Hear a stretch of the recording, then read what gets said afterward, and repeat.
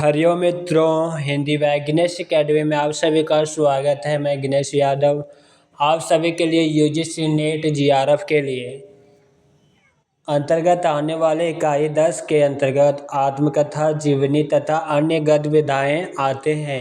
इससे संबंधित हम शॉर्ट नोट्स लेकर आए हैं। इन सभी रचनाओं का शॉर्ट नोट्स हमारे पास उपलब्ध है। इन सभी रचनाओं का एक एक करके क्लास बाय क्लास करके पूरी तरह से समाप्त करेंगे। आज हम माटी की मूर्तें, इसका लेखक है रामवृक्ष मेदिनीपुरी। आज हम माटी की मूर्ति से संबंधित शॉर्ट नोट्स को यहाँ पर हल करेंगे। चलिए स्टार्ट करते हैं। शुरुआती संस्करणों में 11 रेखा चित्र, सन 1953 के संस्करण में रजिया के जुड़ने से संख्या 12 हो गई।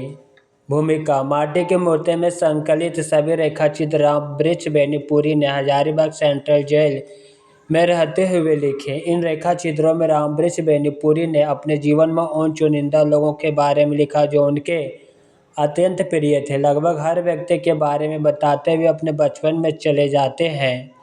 बचपन के दिनों में इन सभी व्यक्तियों के साथ बिताए हुए पलों का सजीव चित्रण करने के साथ साथ उच्च दौर की सामाजिक, आर्थिक एवं सांस्कृतिक स्थिति भी उनके माध्यम से स्पष्ट करते चलते हैं। इन रेखा चित्रों के माध्यम से हर व्यक्ति के जीवन एवं चरित्र के श्वेत श्याम पक्षों को दिखलाते हुए मानवीय एवं नैतिक पक्षों को अधिक उभारा गया है।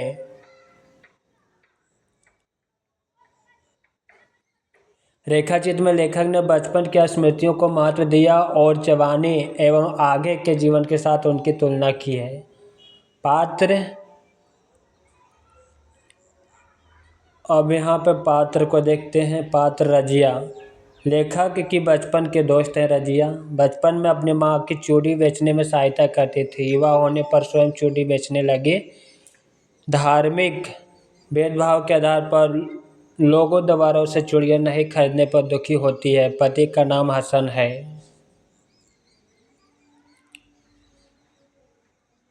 बलदेव, पूरब बंगाल के किसी राजा के यहाँ पहलवानी करते थे। लाठी चलाने में निपुण। गांव में राजपूतों और आहिरों में वैर का जिक्र किया गया है। एक विधवा के खेत में अवैध कब्जा छुड़वाने पर कुछ लोगों ने एक सुबह बलदेव की हत्या कर दी। सरजू भैया, लेखक के मुंह बोले भैया। पिता गुमस्ता जी किसान के साथ ही रुपए और गन्ने के लेन देन करते थे। लंबी दुबली देह वाला उदार हृदय व्यक्ति। विक्टर हुगो को कृति ला मिजरेबल का जिक्र किया गया है। मंगर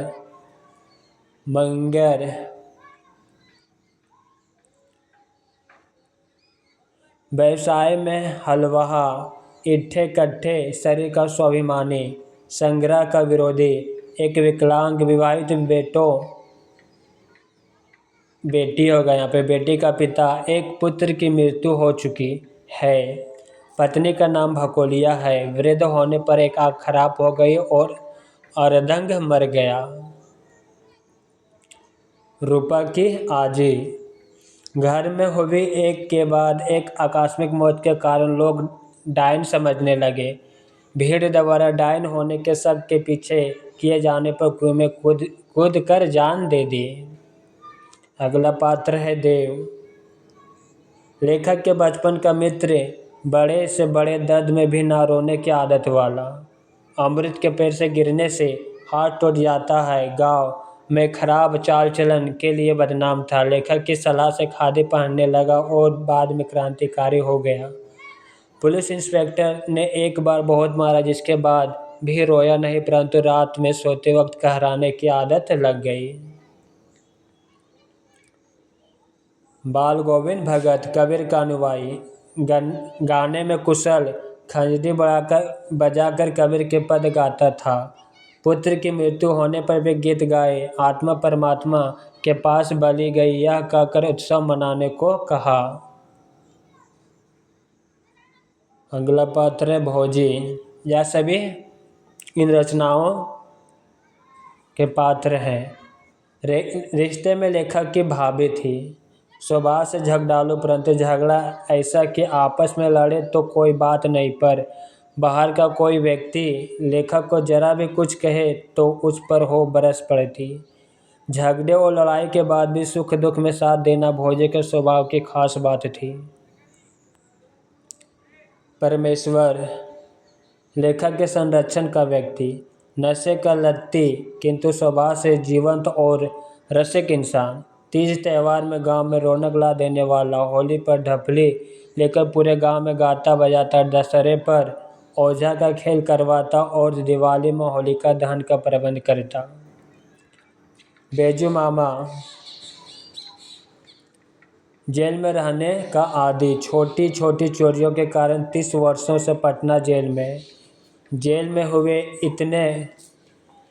पुए इतने प्रिय है कि पुओं के लिए रिहाई हो जाने के लिए दिन ही फिर से चोरी कर के जेल आ गया। अंत में सेशन चलाकर पुलिस 5 साल की सज़ा दिलवाने की कोशिश करती है, पर जज की दया से 1 साल की सज़ा ही होती है। सुभान खां, पेशे से राजमिस्त्री। हिंदू मुस्लिम तनाव बहुत बढ़ जाने पर सुभान खां के गांव में मुस्लिम मस्जिद में गाय की कुर्बानी देना चाहते हैं, लेकिन सुभान खां ने कड़े प्रतिरोध से ऐसा नहीं हो पाता। लेखक ने इस रेखा चित्र में अपने नास्तिक होने का जिक्र भी किया है। हजरत हुसैन और याजिद के बीच लड़ाई का जिक्र मुहर्रम के पीछे की कहानी है। बुद्धिया, लेखक जब किशोर थे तो बुद्धिया 7-8 साल की रही होगी। अत्यंत चंचल और शरारती लेखक कई सालों बाद बुद्धिया से मिलता, उसकी स्थिति देखकर दंग रह जाता। बुद्धिया की शादी हो चुकी थी, जगदीश उसका पति है, उसके 3 बच्चे और वह गर्भवती है।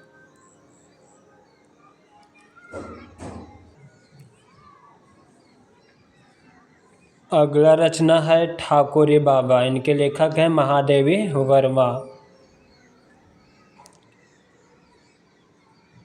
ठाकुरी बाबा रचना है और इसके लेखक महादेवी वर्मा।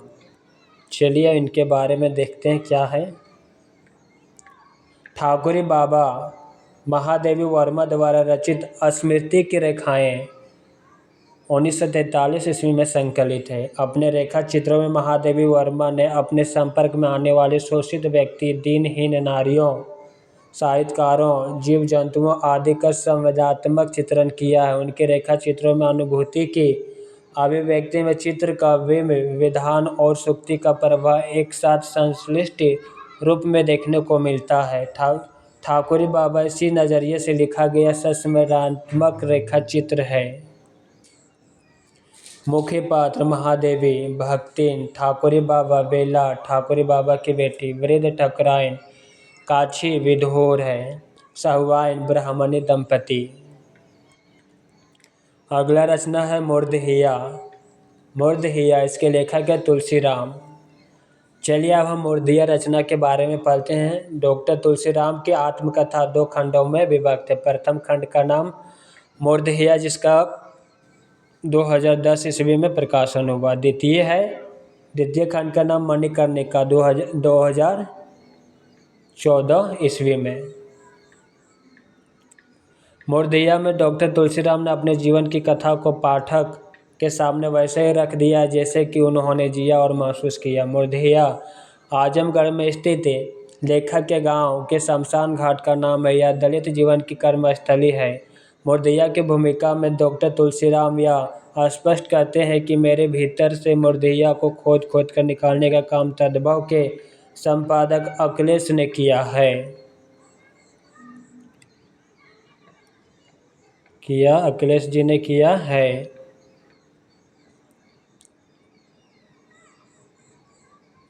अर्थात उन्होंने मुर्दहिया लिखने की प्रेरणा और ऊर्जा लेखक संपादक अखिलेश के अत्यंत निवेदन से मिली। मोरदैया में लेखक के बचपन से लेकर उनके स्नातक के शिक्षा तक की जीवन यात्रा का विवरण है। मुख्य पात्र देखते हैं। जुट्ठन, लेखक के दादाजी, जिन्हें प्रचलित अंधविश्वास के अनुसार किसी भूत ने लाठी से पीट पीट कर मार डाला था। मुसद्दिया, 100 वर्ष से भी ज़्यादा जीवित रहने वाले लेखक की दादी। धीरजा, लेखक की माताजी, सीधी सादी घरेलू स्त्री। जग्गू पांडे, 80 वर्षीय ब्राह्मण, जिन्हें निर्देशक और अविवाहित होने के कारण गांव के लोग अपशगुन मानते थे।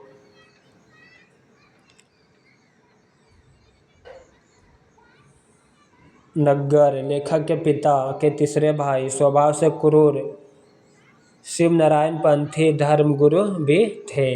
सोमर, लेखक के पिता के सबसे बड़े भाई, 12 गांवों के चमारों के चौधरी।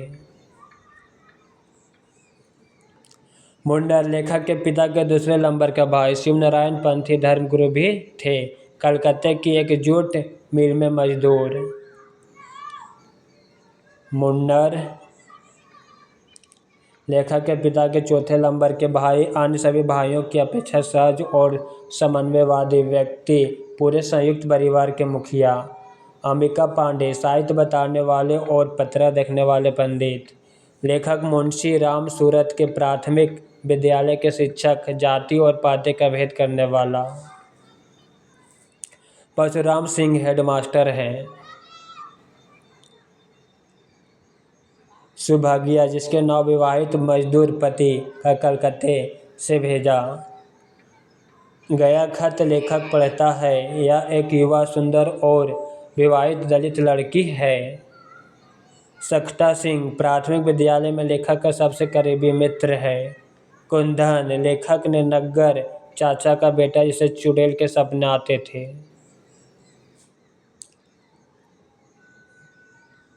किशुनी भौजी, 22 वर्ष की यह स्त्री अपने हृदय विदारक गृहस्थिक और वैवाहिक दुख को चिट्ठी के मार्फत कोयलरी में मजदूरी कर रहे अपने पति तक पहुंचाती। चिट्ठी लिखने का काम बालक तुलसीराम का होता है। जिद्दी चाचा या लड़खोर, गांव के सामान्य हरवाई, जिन्हें द्वितीय विश्व युद्ध के दौरान अंग्रेज अन्य मजदूरों के साथ जबरन उठा ले गए थे। पत्तू मिसिर, जिसके बगीचे में लेखक मल्दहिया आम तोड़ता और पत्तू उससे शुद्ध बाबा का भूत समझकर डर जाता है। कारपात्री जी, रामराज्य परिषद पार्टी के नेता, हिंदू कोड बिल के विरोधी। हीरालाल, लेखक के सहपाठी परंतु अकारण ही लेखक से ईर्ष्या रखने वाला। पारस पांडेलाल ठाकुर, बहादुर सिंह, ये सभी मोरदैया रचना के पात्र ही हैं। सुग्रीव सिंह, गोरखपुर विश्वविद्यालय से BA पास करके आए हुए शिक्षक, यह हिंदी पढ़ाते हैं। लेखक को खूब प्रोत्साहित करते हैं। चिंतामणि सिंह, एक बड़े जमींदार के पुत्र, लेखक के सहपाठी। रूपराम, परीक्षा के लिए लेखक जिसके घर पर किराएदार हैं।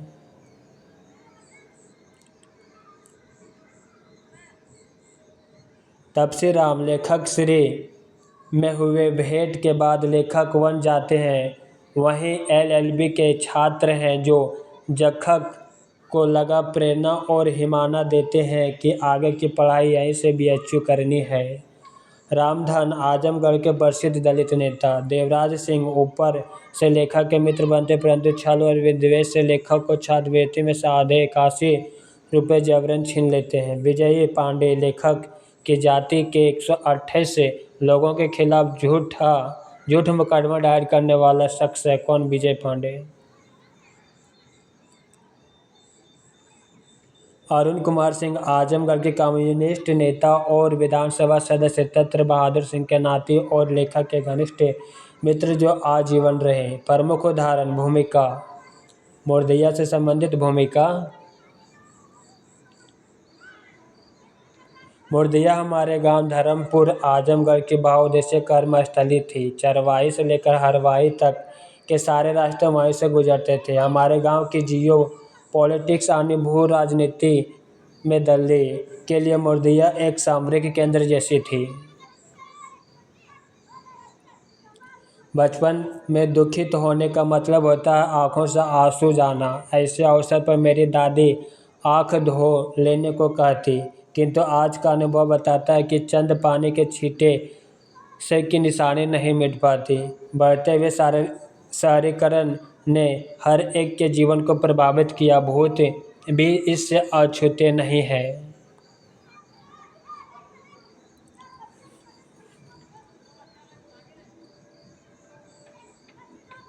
भूतही पारिवारिक पृष्ठभूमि। मूर्खता मेरी जन्मजात विरासत थी। दूसरा, मुर्दिया तथा स्कूली जीवन। तीसरा, अकाल में अंधविश्वास। चौथा, मुर्दिया के गिद्ध तथा लोक जीवन। पांचवा, भूतनिया नागिन। छठा, चले बुध की राह। सातवां, आजमगढ़ में फाका काशी।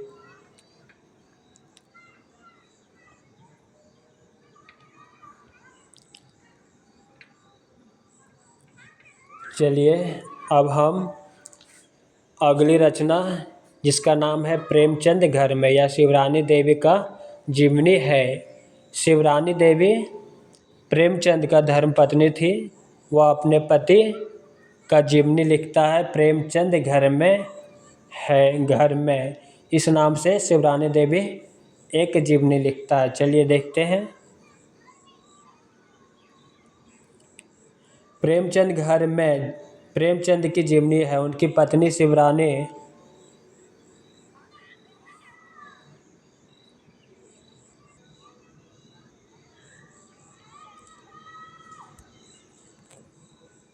प्रेमचंद घर में जीवनी प्रेमचंद की जीवनी है। उसकी पत्नी शिवरानी देवी द्वारा रचित इस पुस्तक में शिवरानी देवी ने प्रेमचंद की संपूर्ण जीवन को दर्शाया। इसका प्रकाशन सन 1944 में हुआ।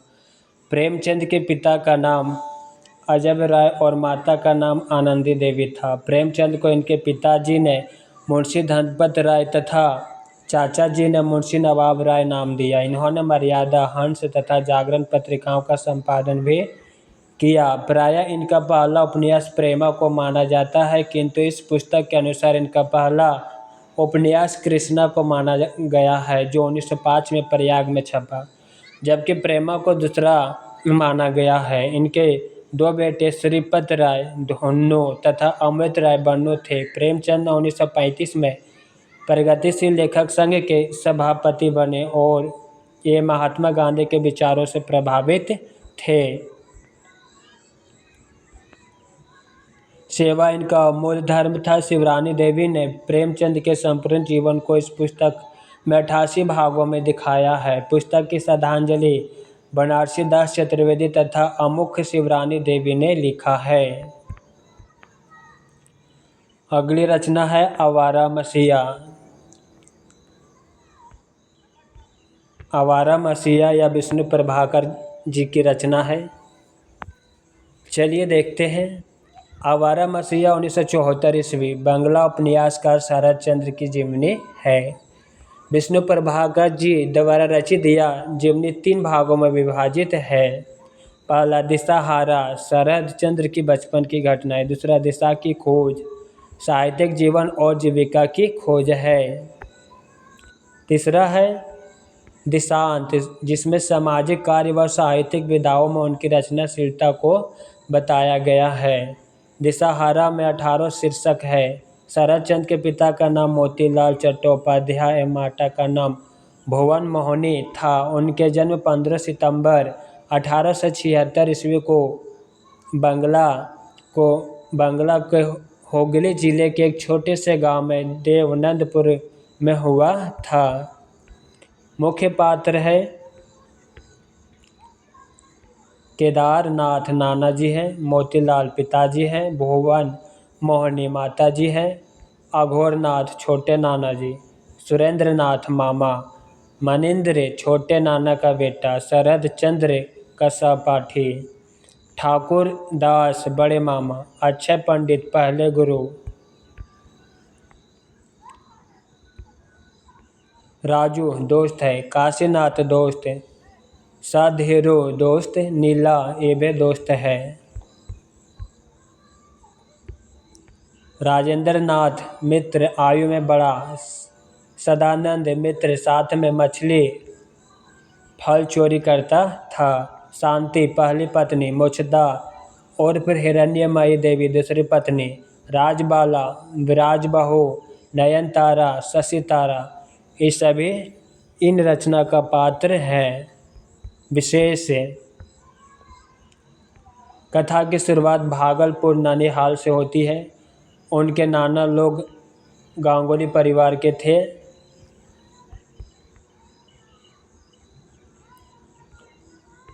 मोक्षदा से सेवरीति से विवाह कर लिया। विवाह के बाद शरद ने उनका नाम रखा हिरण्यमयी देवी।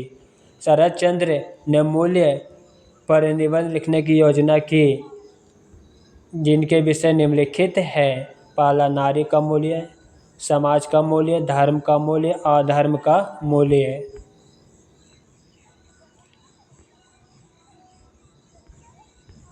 ईश्वर का मूल्य, वैश्या का मूल्य, नशे का मूल्य, सत्य का मूल्य, आत्मा का मूल्य, झूठ का मूल्य।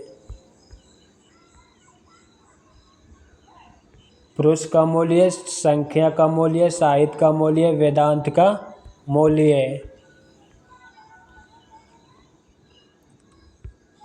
केवल नारी का मूल्य ही लिखा जा सकता, उन मूल्यों का न लिखा जाना साहित्य का दुर्भाग्य है।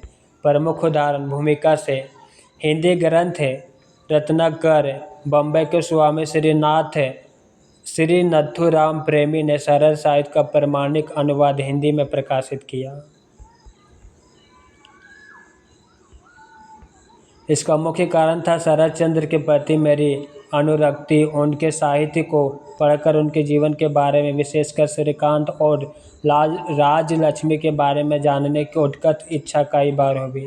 सही अर्थों में जिसे जीवनी कह सके वैसे कोई पुस्तक बांग्ला भाषा में नहीं है। उनके जीवन की कल्पित कहानी को जीवनी के रूप देकर अनेक पुस्तकें प्रकाशित हुई, पर उसमें शरद बाबू का वास्तविक रूप तो क्या प्रकट होता वह और भी जटिल हो उठा है। अगली रचना है संस्कृति के 4 अध्याय। संस्कृति के 4 अध्याय यह रचना रामधारी सिंह दिनकर जी की बहुचर्चित प्रसिद्ध पुस्तक संस्कृति के 4 अध्याय का प्रकाशन 1956 ईस्वी में हुआ था। इस ग्रंथ की रचना कम से कम 5 वर्ष लगे। जैसा कि पुस्तक के प्रथम संस्करण की भूमिका में दिनकर जी कहते हैं, मेरे जानते यह ग्रंथ अभी भी अपूर्ण है, किंतु 5 वर्ष तक परिश्रम करते करते मैं कुछ थक गया हूँ। भारतीय संस्कृति का सर्वेक्षण के रूप में प्रसिद्ध संस्कृति के 4 अध्याय पर दिनकर जी ने सन 1959 ईस्वी में साहित्य अकादमी पुरस्कार से सम्मानित किया गया था। इस महाग्रंथ में दिनकर जी ने भारत की संस्कृति इतिहास को 4 भागों में बांटते हुए कहा, भारतीय संस्कृति के 4 बड़ी क्रांतियाँ हुई और हमारी संस्कृति का इतिहास उन्हीं 4 क्रांतियों का इतिहास है। संस्कृति के 4 अध्याय पुस्तक के प्रथम अध्याय का शीर्षक भारतीय जनता की रचना और हिंदू संस्कृति का आविर्भाव के अंतर्गत ये उप शीर्षक है। पहला, प्रकरण 1 में भारतीय जनता की रचना। प्रकरण 2, आर्य द्रविड़ समस्याएं। प्रकरण 3, आर्य और आर्य उत्तर संस्कृतियों का मिलन। द्वितीय खंड, द्वितीय अध्याय प्राचीन हिंदुत्व से विद्रोह के अंतर्गत उप शीर्षक प्रकरण। पहला, बुद्ध से पहले का हिंदुत्व। प्रकरण 2, जैन धर्म का प्रकरण। बौद्ध धर्म। चौथा प्रकरण, वैदिक बनाम बौद्ध मत। 5वां प्रकरण, प्राचीन भारत और बाह्य विश्व। 6ठा प्रकरण, बौद्ध साधना पर शाक्य प्रभाव। 7वां प्रकरण, बौद्ध आंदोलन के सामाजिक प्रसंग। तृतीय अध्याय में हिंदू संस्कृति और इस्लाम के अंतर्गत उप शीर्षक। प्रकरण 1, हिंदू मुस्लिम प्रश्न की भूमिका। प्रकरण 2, इस्लाम धर्म। प्रकरण 3, मुस्लिम आक्रमण और हिंदू समाज। प्रकरण 4, हिंदू मुस्लिम संबंध। प्रकरण 5, इस्लाम का हिंदुत्व पर प्रभाव। प्रकरण 6, भक्ति आंदोलन और इस्लाम। प्रकरण 7, अमृत और हलाहल का संघर्ष। प्रकरण 8, सिख धर्म। प्रकरण 9, कला और शिल्प पर शिल्प पर इस्लाम का प्रभाव। प्रकरण 10 साहित्य और भाषा। प्रकरण 11 उर्दू का जन्म। प्रकरण 12 सामाजिक संस्कृति के कुछ और रूप। चौथा अध्याय भारतीय संस्कृति और यूरोप के अंतर्गत। इसके उपशीर्षक देखते हैं। प्रकरण 1 भारत में यूरोप का आगमन। प्रकरण 2 शिक्षा में क्रांति। प्रकरण 3 ईसाई धर्म और भारतीय जनता। प्रकरण 4 हिंदू नव उत्थान। प्रकरण 5 ब्रह्म समाज। प्रकरण 6 महाराष्ट्र में नव उत्थान। प्रकरण 7 आर्य समाज। प्रकरण 8 थियोसॉफिकल सोसाइटी या ब्रह्म विद्या समाज। प्रकरण 9 धर्म के जीते जागते स्वरूप परमहंस रामकृष्ण। प्रकरण 10 कर्मठ वेदांत स्वामी विवेकानंद। प्रकरण 11 प्रवृत्ति का उत्थान लोकमान्य तिलक। प्रकरण 12 में स्वर्ग का भूमिकरण महायोगी मुसलमान अरविंद। प्रकरण 13 भूमि का स्वर्गीकरण महात्मा गांधी का प्रयोग। प्रकरण 14 विश्व दर्शन के प्रवर्तक श्री सर्वपरि राधाकृष्णन। प्रकरण 15 मुस्लिम नव उत्थान। प्रकरण 16 सर मोहम्मद इकबाल। प्रकरण 17 भारतीय राष्ट्रीयता।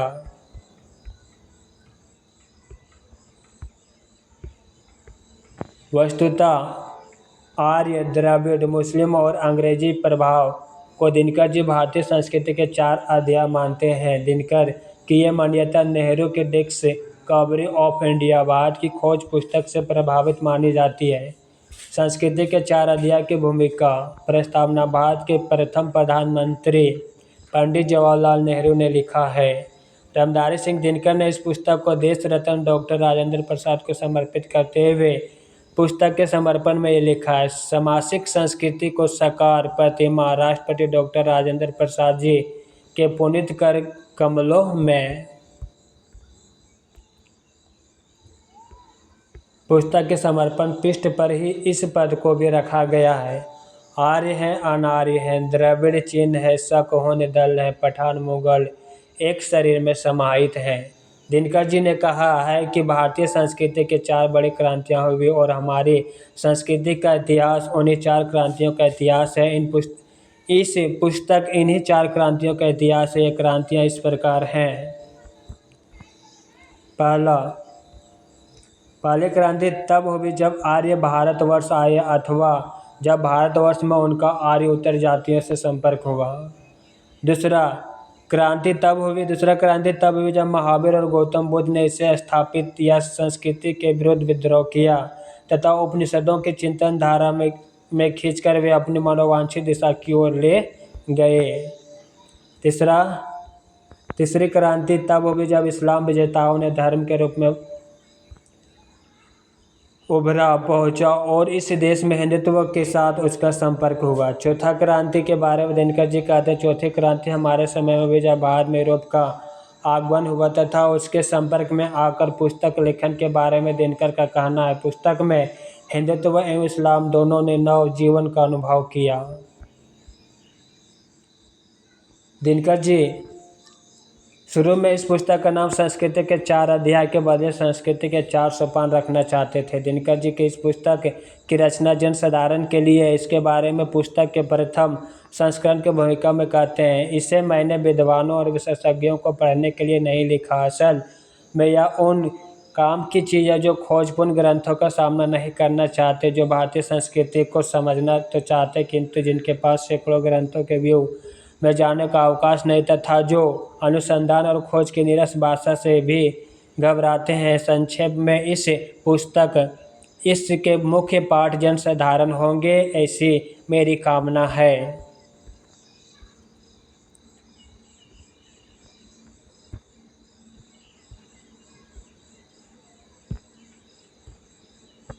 दिनकर जी ने इस पुस्तक की अधिकांश सामग्री अंग्रेजी की पुस्तकों से ली है। इस पुस्तक को उन्होंने इतिहास नहीं कहते हुए साहित्य का ग्रंथ कहा। दिनकर जी ने संस्कृति के 4 अध्याय को लिखने में जो परिश्रम किया उसके बारे में वे स्वयं कहते हैं, जिस परिश्रम से मैंने यह पुस्तक देखी उस परिश्रम से मैंने और कुछ नहीं लिखा। संस्कृति के 4 अध्याय पुस्तक के 3य संस्करण में बहुत बदलाव किया गया।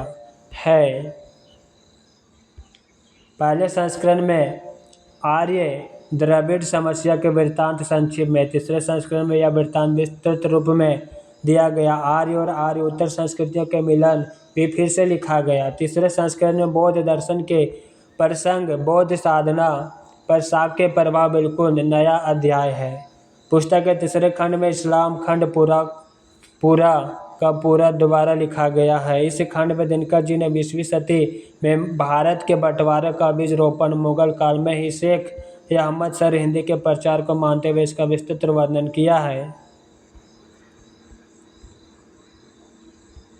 तीसरा संस्करण में सबसे कम परिवर्तन ग्रंथ के चौथे अध्याय में किया गया है। दिनकर जी के ग्रंथ का उपसंहार पहले के संस्करणों में नहीं लिखा था, केवल तीसरे संस्करण में ही लिखा है। संस्कृति के 4 अध्याय ग्रंथ में पाठकों के बारे में दिनकर जी कहते हैं, लगभग 6 वर्षों के भीतर इस ग्रंथ के लेखकों को कोई 300 पत्र प्राप्त हुए, जिनमें से अधिकांश पत्र में ग्रंथ का परिमार्जन के सुझाव थे। कुछ ऐसे पत्र भी थे जिनमें ग्रंथों की बुरी प्रशंसा की गई है अथवा यह कहा गया था कि लेखक अज्ञानी और मूर्ख है।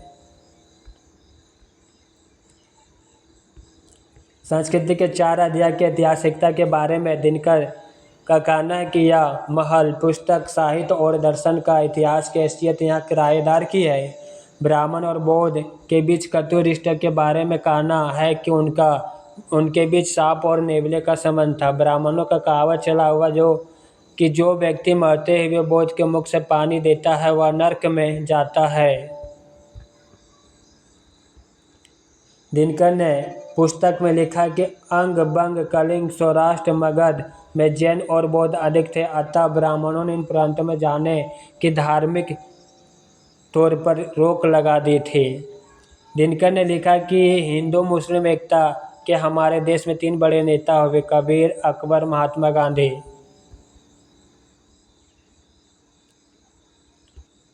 पुस्तक में दिनकर जी हिंदुत्व और इस्लामिक कट्टरता पर बराबरी से प्रहार करते हैं। उनका मानना है कि इस्लाम प्रभावित होने से डरता है क्योंकि संशोधित, प्रभावित या सुधरा हुआ इस्लाम नहीं है। उधर हिंदुत्व इस बात का भी मान रहा है कि हिंदुत्व के भीतर चाहे पतित ही समझा जाए किंतु जन्मा वह सभी से श्रेष्ठ है।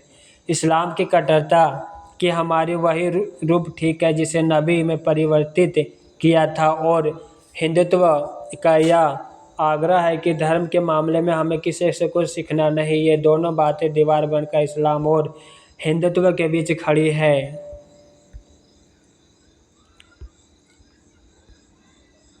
पुस्तक में जन विज्ञानियों का साधारण विश्वास है कि गोरे रंग के लोग आर्य वंश के हैं और जिनका रंग पक्का काला है वे आर्य उत्तर है। जन विज्ञान ने संसार की सभी जातियों को 3 नस्लों में बांटा। पहली नस्ल गोरे लोग की जिन्हें काकेशियन, एशिया यूरोप के बीच का भूभाग कहा गया। दूसरी नस्ल पीले रंग वाले लोग की है जो मंगोल जाति के काले लोग की है जो इथोपियन परिवार, तथा तीसरी नस्ल वस्तुतः रंग की दृष्टि से संसार में 3 प्रकार के रोग हैं, गोरे, काले, पीले। भारतीय लोग में इन तीनों रंगों के प्रतिनिधित्व मौजूद और रंगों के दृष्टि से भारतीय मानवता विश्व मानवता का अद्भुत प्रतीक मानी जा सकती है।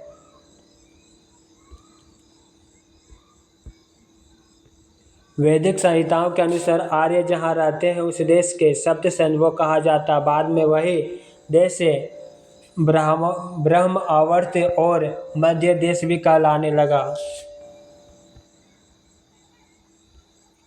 शब्द सन्वे, ब्रह्मवर्त तथा मध्य देश इन तीनों नामों के आधार पर कहा जाता है कि आर्य भारत के ही थे और पहले पहल सिंधु नदी के किनारे आए थे।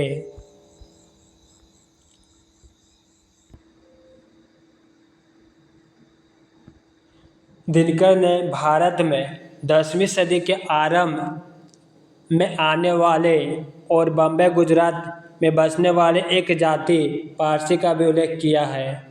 जरथुस्त्र के बारे में दिनकर का कहना है कि जरथुस्त्र की वाणी ही गाथा कहलाती है जो शुद्ध संस्कृत शब्द है। गाथाएं 5 हैं। राधा के बारे में पुस्तक में बताया गया है कि वैष्णव के 3 प्रसिद्ध पुराण हरिवंश, विष्णु पुराण और भागवत पुराण में से किसी में भी राधा का जिक्र नहीं है। भारत में संस्कृतियों के विराट समन्वय का श्रेय दिनकर जी के राम कथा देते हैं। हजरत ईसा ने ईसाइयत को और हजरत मूसा ने इस्लाम को जन्म दिया, किंतु हिंदू धर्म किसी एक पुरुष की रचना नहीं है। दिनकर जी के इस पुस्तक में बौद्ध के 4 आर्य सत्य बताए हैं। पहला, मनुष्य दुखी है। दूसरा, दुख कारण नहीं है। तीसरा, दुख का विरोध संभव है। चौथा, इस निरोध का मार्ग भी है। महात्मा बुद्ध के अष्टांगिक मार्गों में यह पहला सम्यक दृष्टि, दूसरा सम्यक संकल्प, तीसरा सम्यक वचन, चौथा सम्यक कर्मता, पांचवा सम्यक आजीवन, छठा सम्यक व्यायाम, सातवां सम्यक अस्मिता और आठवां सम्यक समाधि। दिनकर जी के बौद्ध मठ के बारे में लिखा, नमका मंदिर था जिसका पुजारी बड़ा मक्का का लाता था कि बलख में एक नौविहार वाजपेयी जी का अनुमान है कि कार्य के मंदिर और बलख के नौविहार मंदिर में की पूजा होती थी बुद्ध देव का। अरबी फारसी के मूर्ति के लिए जो बुद्ध शब्द प्रचलित वह बुद्ध का ही अरबी रूप है। नौविहार या बौद्ध मठ ही था। दिनकर जी ने इस पुस्तक में बताया कि तुर्क असल में होंड की एक शाखा थे जिसका असली नाम आसेना था। इस्लाम का मूल मंत्र है ला इलाहा इल्लल्लाह मोहम्मद रसूलुल्लाह, जिसका अर्थ होता है अल्लाह के सिवा कोई और पूजनीय नहीं है तथा मोहम्मद उसके रसूल है। कुरान में हर मुसलमान के लिए 5 धार्मिक कार्य निर्धारित किया गया। पहला, कलमा पढ़ना, इस मंत्र का पारायण करना कि ईश्वर एक है और मोहम्मद उसके रसूल है। इस्लाम का एकेश्वर तौहीद इसी मंत्र पर आधारित है। दूसरा, नमाज पढ़ना, प्रतिदिन 5 बार नमाज पढ़ने से सलात भी कहा जाता है। तीसरा, रोज़ा रखना, रमजान के महीने भर केवल एक शाम खाना खाना और वह भी सूर्यास्त के बाद। रमजान महीने में ही कुरान उतरता था। चौथा, ज़कात, अपने वार्षिक आय का 40वां हिस्सा 2.5% दान में देना। पाँचवा, हज, तीर्थ जाना। सिखों में पगड़ी बांधने की परंपरा गुरु गोविंद सिंह ने चलाया। इन्होंने ही 5 कक्कर को सिखों के लिए अनिवार्य बताया। पहला कंघी, दूसरा कच्छा, तीसरा कड़ा, चौथा कृपान, पाँचवा केस। जोन्स ने एशियाटिक सोसाइटी के 1786 ईस्वी वाले अधिवेशन में यह घोषणा की थी कि संस्कृत परम अद्भुत भाषा व यूनानी से भी अधिक पूर्ण और तालिनी से भी अधिक संपन्न है। 22 मई 1772 ईस्वी में बंगाल के वर्धमान जिला में जन्म लिए राजा राम मोहन राय ने 20 अगस्त सन 1828 को कलकत्ता में ब्रह्म समाज की स्थापना किया। केशव चंद्र सेन ने मात्र 29 वर्ष की आयु में 1857 में ब्रह्म समाज में प्रवेश लिया। दिनकर जी ने भारतीय राष्ट्रीयता का जनक बाल गंगाधर तिलक को माना, जबकि इंडियन अर्नेस्ट के लेखक तिलक जी को भारतीय विद्रोह का पिता कहा। दिनकर जी ने आर्य समाज के संस्थापक स्वामी दयानंद सरस्वती के बारे में लिखते हैं, केशव चंद्र और रनाडे की तुलना में दयानंद वैसे ही दिखते हैं जैसे गोखले की तुलना में तिलक।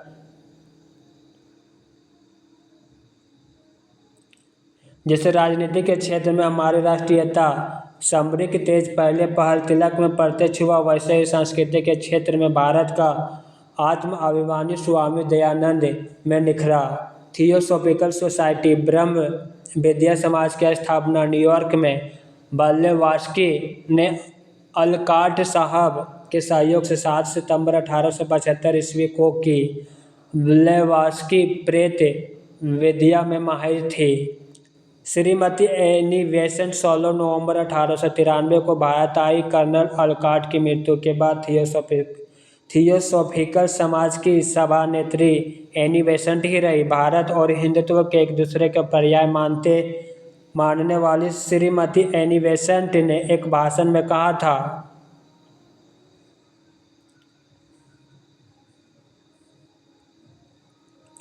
भारत और हिंदुत्व की रक्षा भारतवासियों और हिंदू ही कर सकते हैं। भारत भक्त एनी बेसेंट हिंदुत्व के बारे में कहते हैं, हिंदुत्व वह मिट्टी है जिसमें भारतवर्ष का मूल गड़ा हुआ है। यदि यह मिट्टी हटा ली गई तो भारत वृक्ष सूख जाएगा। सन 1893 के शिकागो अमेरिका में विश्व धर्म सम्मेलन में स्वामी विवेकानंद की उसी तरह प्रसिद्धि हुई जिस तरह पंडित जवाहरलाल नेहरू की रूस यात्रा 1955 की हुई थी। दिनकर जी ने भारतीय संस्कृति के दोष और भारत पर मुसलमानों के हमला का जिम्मेवार ब्राह्मण को बताया, कारण ब्राह्मण ने संस्कृति का द्वार केवल अपने तक सीमित रखा। दिनकर जी ब्राह्मणों की तुलना सांप से करते हुए कहते हैं, सांप का काटा हुआ आदमी उठता है यदि वह सांप आकर फिर से अपना जहर चूस ले। भारतीय समाज को ब्राह्मण रूपी सर्प ने दशा, यदि ब्राह्मण अपना विष वापस ले ले तो यह समाज अवश्य जी उठेगा। महात्मा गांधी के अहिंसा पर दिनकर जी का कहना, संसार का ध्यान गांधी की ओर इसलिए आकृष्ट हुए कि उन्होंने पशु बल को समझ आत्मबल का शास्त्र निकाला, तोपों और मशीन गनों का सामना करने के लिए अहिंसा का आश्रय लिया। दिनकर जी गांधी जी के उद्देश्य के बारे में कहते हैं, गांधी जी का मुख्य उद्देश्य अपने देशवासियों के कष्टों का निवारण नहीं पड़ता युद्ध मनुष्य के पार्श्वीकरण का अवरोध था। गांधी जी ने अहिंसा के बारे में कहा, मेरी अहिंसा अत्यंत क्रियाशील शक्ति है, उसमें कायरता तो क्या दुर्बलता भी के लिए भी स्थान नहीं है।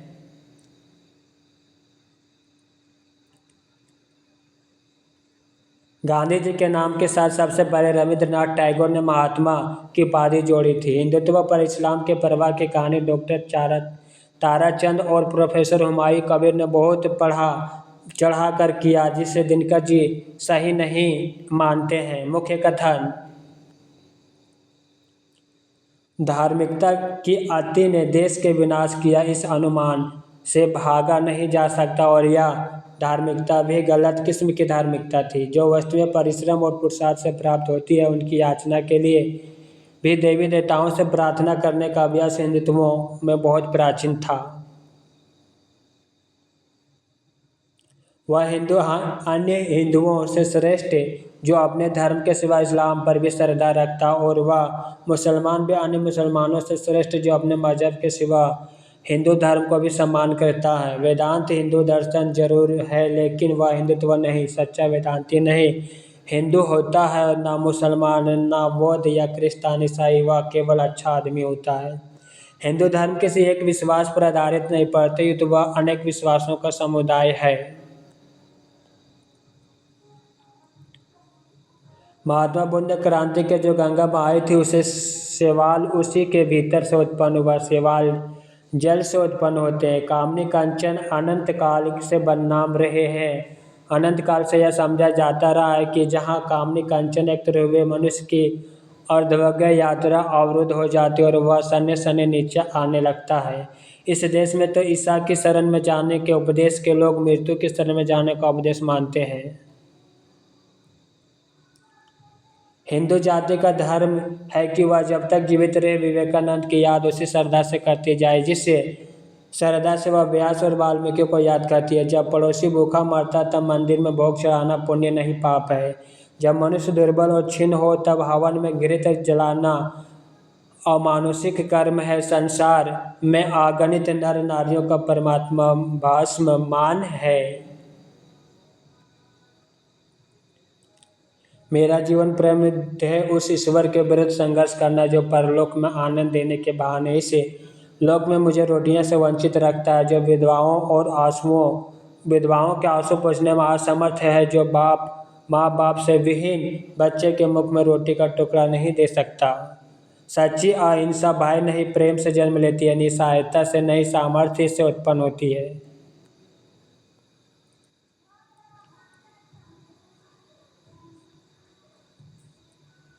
दस गधों के जमा होने से एक घोड़े का दिमाग तैयार नहीं हो सकता। मित्रों, आज की क्लास यहीं पे समाप्त करते हैं।